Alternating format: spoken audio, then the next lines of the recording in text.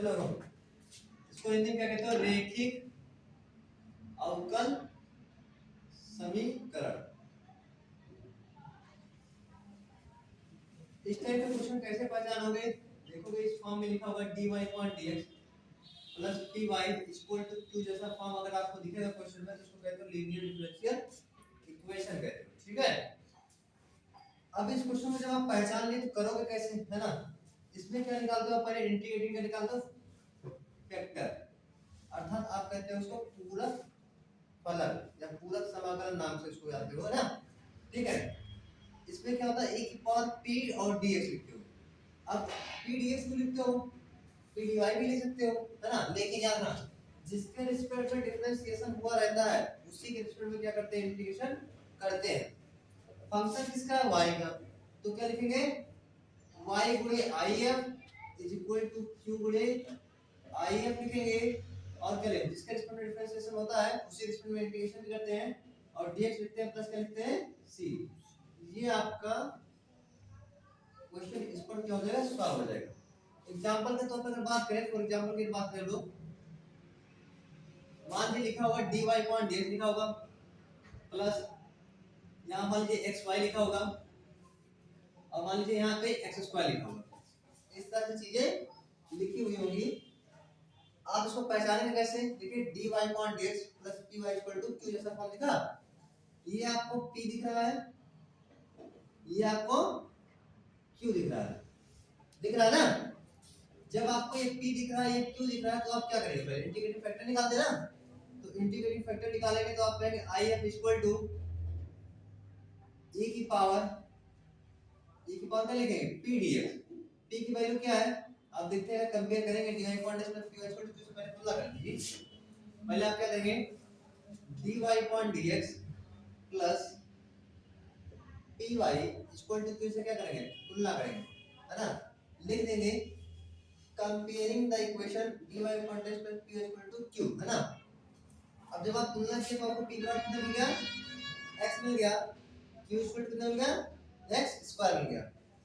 जब आपको p मिल चुका है, आप इस पर अमल करेंगे। अब क्या कहेंगे? इंटीग्रेटिंग फैक्टर बराबर e की पावर p dx।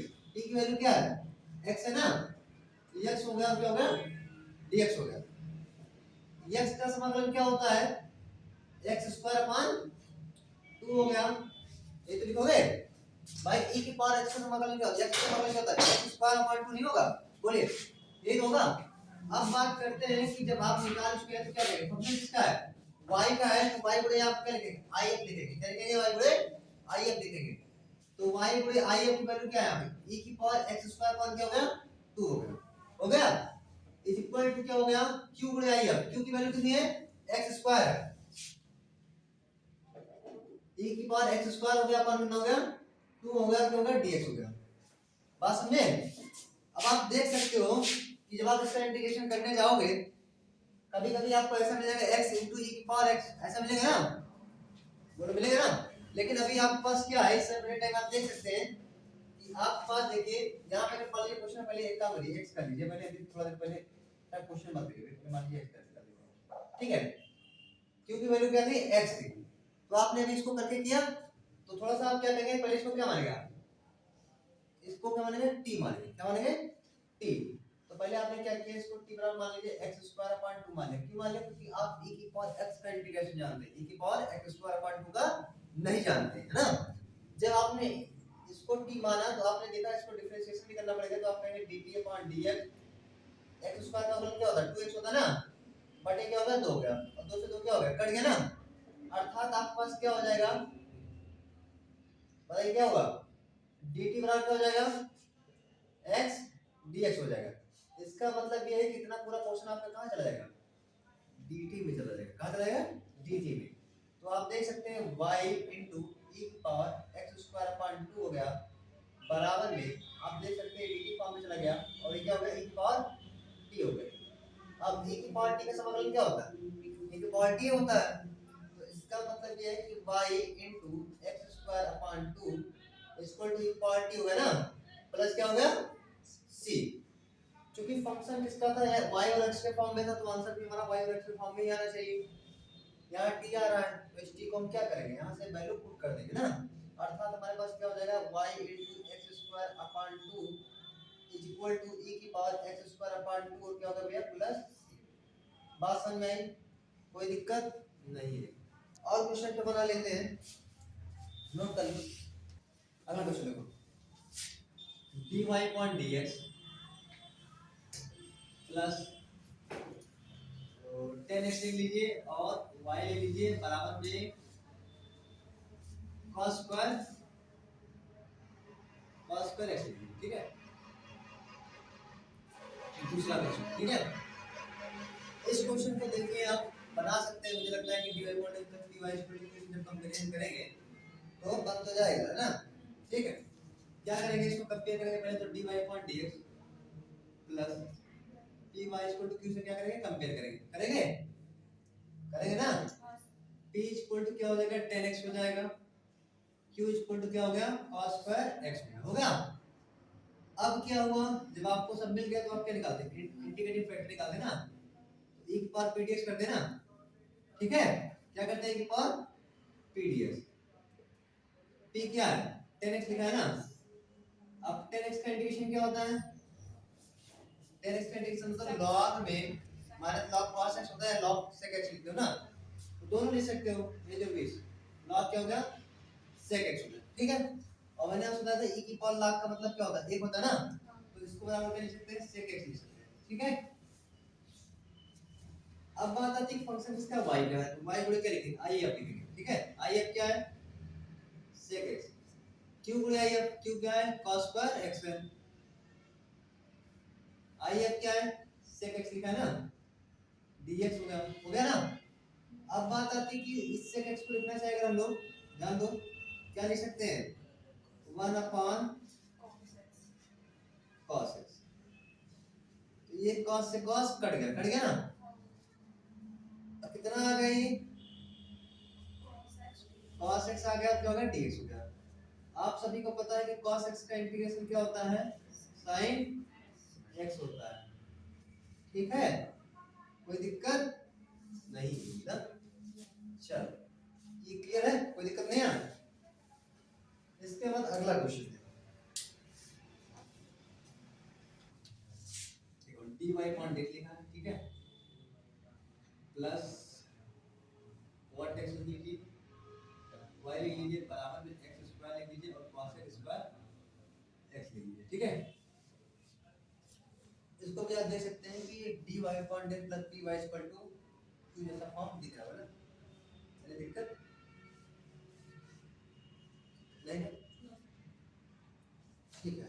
देखो एक काम करो, इसमें अभी तो कुछ छूटा है ना, 2y भी लगा रखा है dy अपॉन dx, हाँ ये देखो सब कंप्लीट हो सवाल, ये क्या लिख रहा है p दिख रहा है या q दिखा, कोई दिक्कत नहीं है ना तक।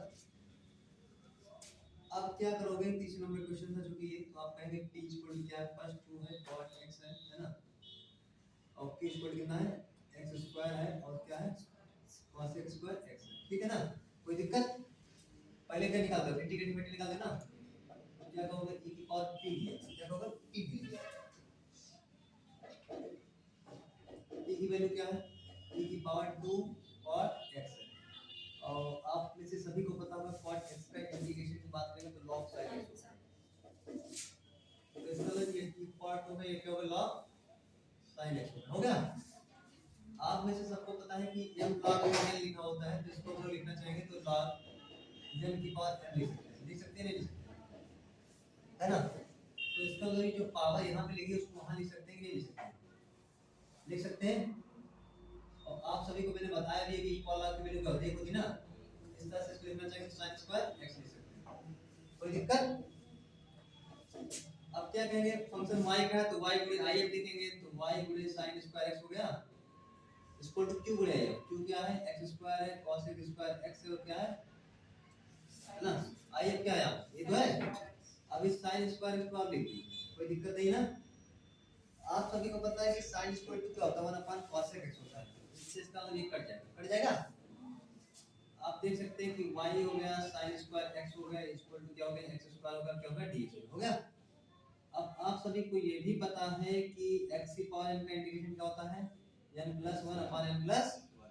तो 2 1 3 हो गया बटे 2 1 प्लस क्या हो गया सी। कोई दिक्कत यहाँ तो बताओ नहीं ना, नोट करो y square dy upon dx हो गया plus y is equal to e की पावर tan इनवर्स y। ठीक है sorry tan inverse tan inverse y ले लीजिए। ठीक है और ठीक है यहाँ पे x कर लीजिए। ठीक है क्वेश्चन में थोड़ा सा इस तरह से देखिए यहाँ पे x ही होगा। ठीक है चलिए क्वेश्चन इस तरह से मान लीजिए होगा d 1 प्लस x स्क्वायर होगा dy अपॉन dx होगा प्लस y होगा equal to power tan inverse के फॉर्म होगा। आपने देखा क्वेश्चन को अभी तक ऐसे क्वेश्चन जब आते हैं तो ठीक यही करते हैं कि dy upon dx plus dy equal to q जैसा फॉर्म है कि नहीं है।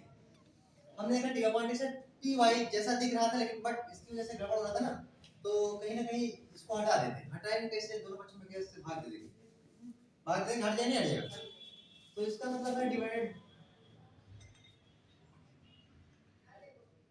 y अपॉन हो गया 1 प्लस x स्क्वायर हो गया इक्वल टू e की पावर tan इनवर्स x हो गया अपान में 1 प्लस x हो गया। ये देखिए p हो गया, होगा ही नहीं होगा। यहाँ देखिए क्या हो गया q का फॉर्म में होगा नहीं होगा। तो p और q का फॉर्म क्लियर है। तो आप कह सकते हैं कि p equal to 1 upon 1 plus x square होगा। q इक्वल टू क्या हो गया e की पावर tan इनवर्स x हो गया अपान में 1 प्लस x स्क्वायर होगा। यानी दिक्कत नो दिक्कत ना। y गुणे if is equal to q गुणे if और क्या dx प्लस क्या सी करोगे ना। if की वैल्यू क्या आई है, अभी if निकाला ही नहीं, निकाल लो क्या दिक्कत है। इंटीग्रेटिंग फैक्टर यहां निकाल लेते हैं e की पावर p dx। p क्या ये तो है, आप जानते हो कि 1 अपान 1 प्लस x स्क्वायर का इंटीग्रेशन क्या होता है tan इनवर्स x हो गया ना। तो इसका मतलब इंटीग्रेटिंग फैक्टर क्या निकला है tan इनवर्स x निकला है ना।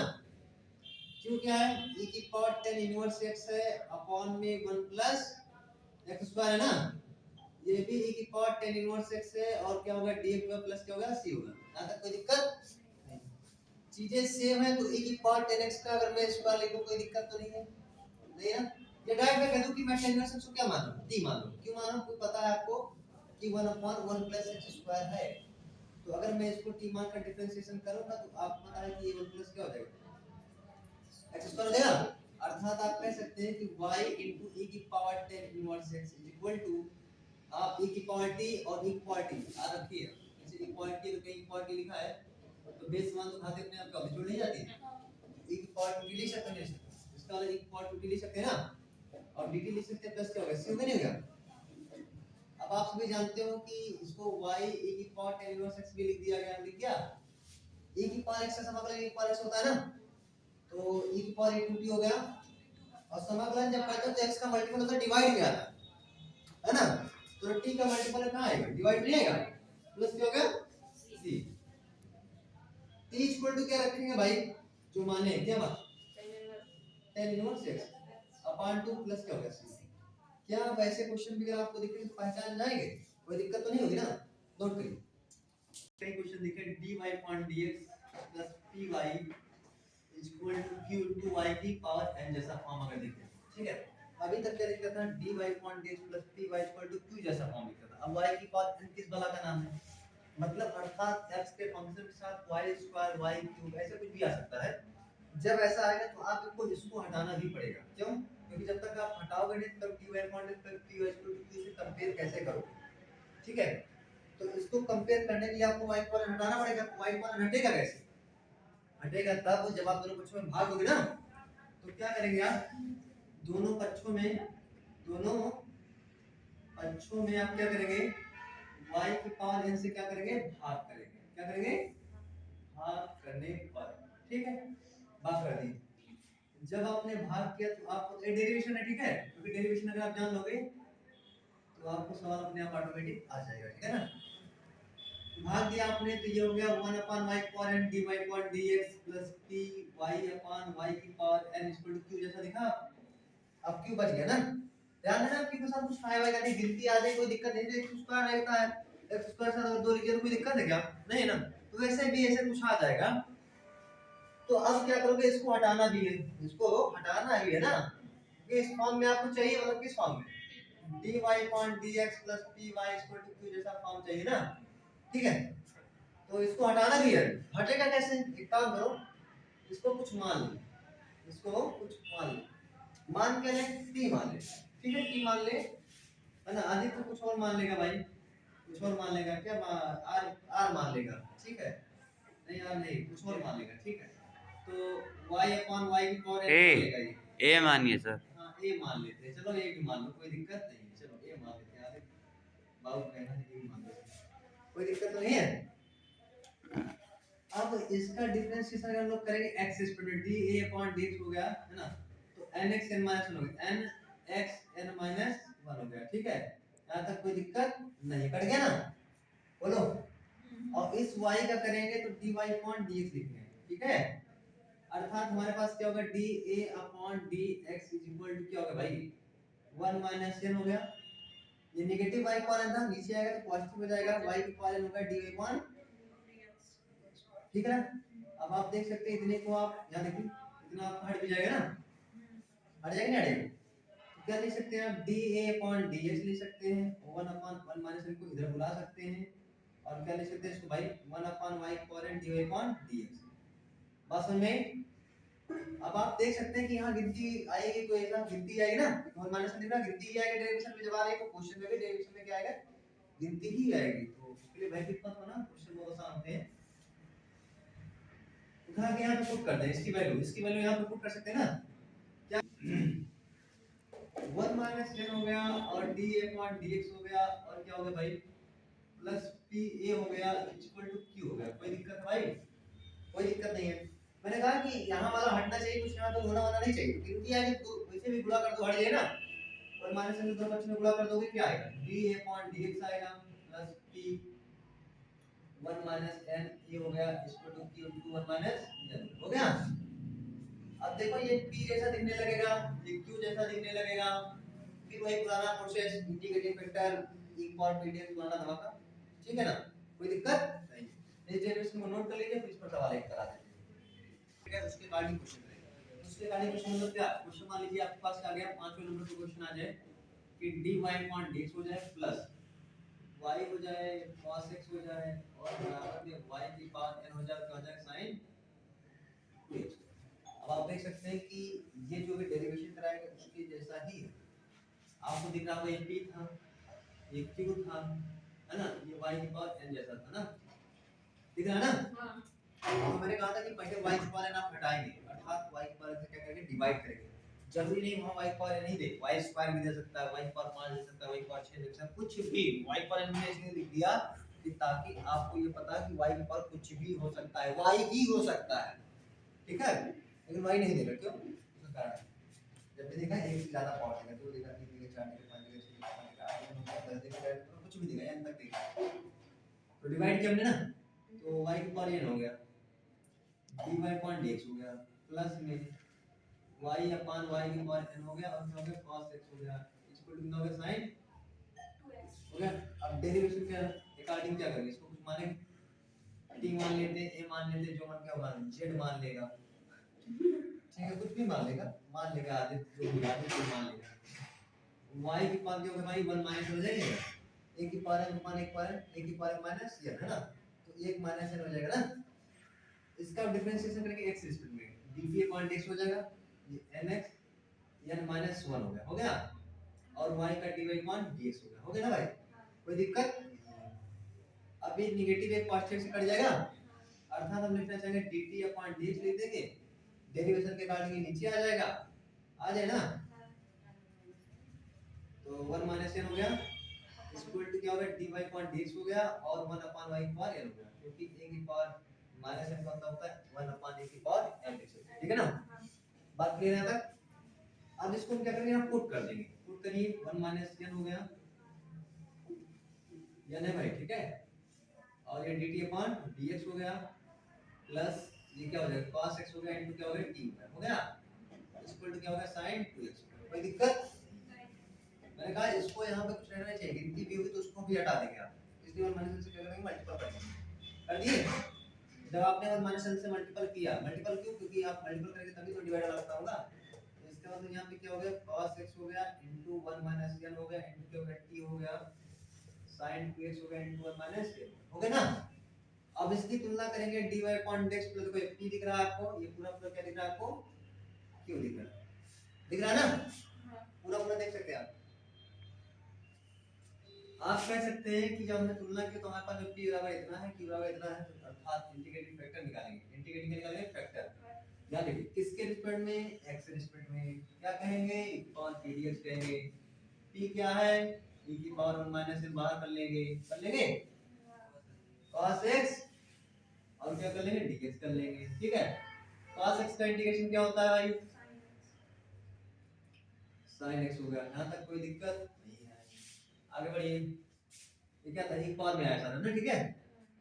अब क्या हो गया फंक्शन किसका है t का है, हालांकि y के फॉर्म में था, अभी बाद में उसको t बराबर रख देंगे, फिलहाल अभी के लिए क्या करेंगे t का फंक्शन मानकर चलते हैं, t गुणे i लिखते हैं। तो t गुणे i is equal to q गुणे i x के रिस्पेक्ट में अवकलन होना ना भाई, तो t गुणे i क्या भाई e की पावर 1 माइनस n है sin x है, ठीक है। q गुणे i q यही तो है हमारे पास, तो sin x लिखना चाहेंगे तो 2 sin x cos x हो जाएगा पूरा पूरा, i पर माइनस में कांस्टेंट है बाहर बैठा दूं, बैठा दिए क्यों भाई, और क्या हो जाएगा e की पावर सॉरी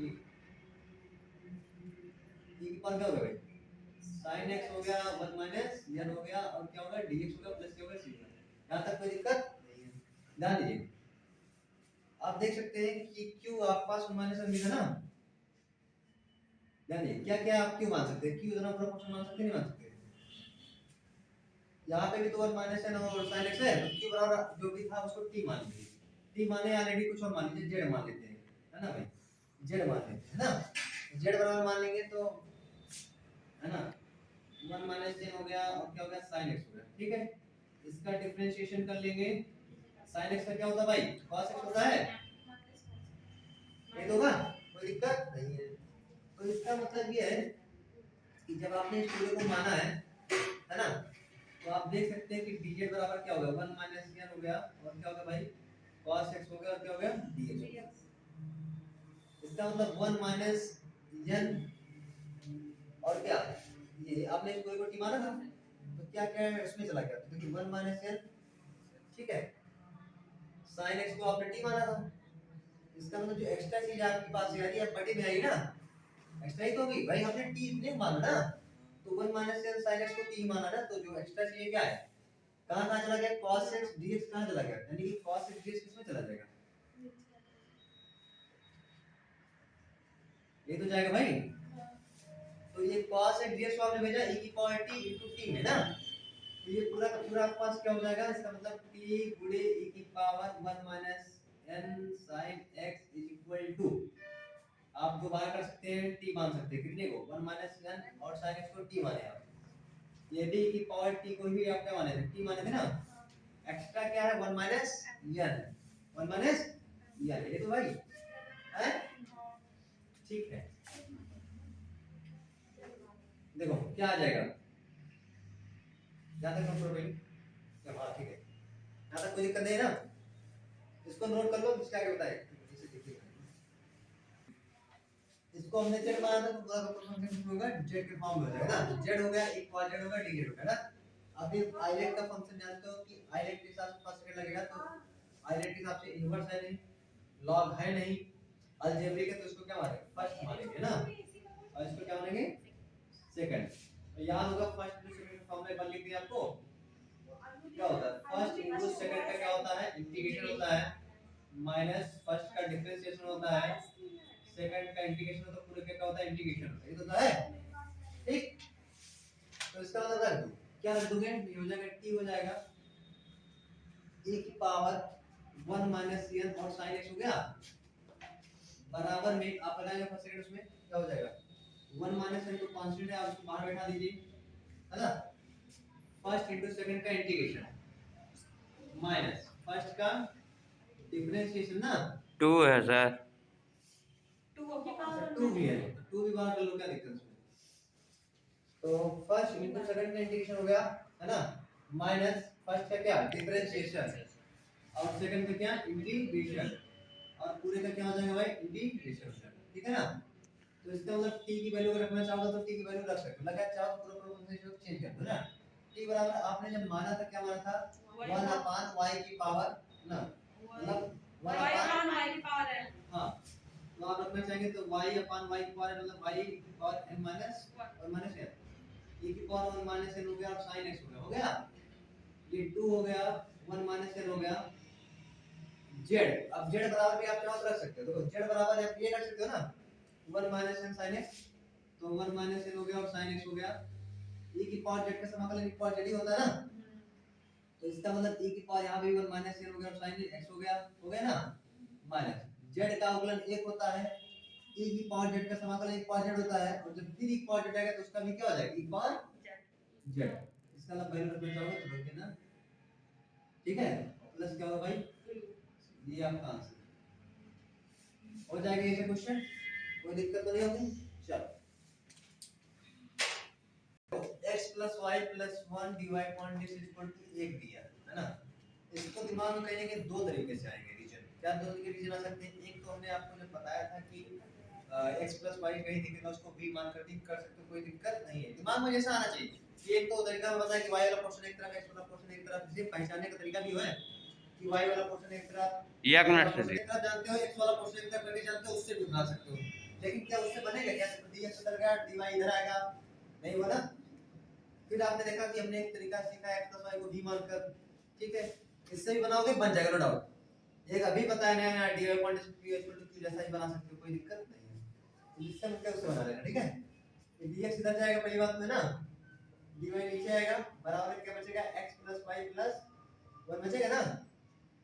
अब ये देखो dx अपॉन dy दिख रहा है तो प्लस px इक्वल टू जैसा q जैसा भी बनता है, जरूरी नहीं कि हमेशा dy upon x plus py equal to q जैसा बने, हमेशा कभी-कभी dx upon dy plus px equal to q जैसा भी बन सकता है, ठीक है।